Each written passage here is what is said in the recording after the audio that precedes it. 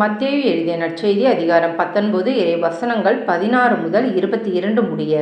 அப்பொழுது ஒருவர் இயேசுவிடம் வந்து, போதகரே, நிலைவாழ்வை பெற்றுக்கொள்வதற்கு நான் என்ன நன்மை செய்ய வேண்டும் என்று கேட்டார். இயேசு அவரிடம், நன்மையை பற்றி என்னை ஏன் கேட்கிறீர்? நல்லவர் ஒருவரே. நீர் வாழ்வடைய விரும்பினால் கட்டளைகளை கடைப்பிடியும் என்றார்.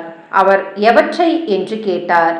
இயேசு, கொலை செய்யாதே, விபச்சாரம் செய்யாதே, களவு செய்யாதே, பொய் சான்று சொல்லாதே, தாய் தந்தையை மதித்து நட, மேலும் உன் மீது நீ அன்பு கூர்வது போல் உனக்கு அடுத்திருப்பவர் மீதும் அன்பு கூர்வாயாக என்று கூறினார்.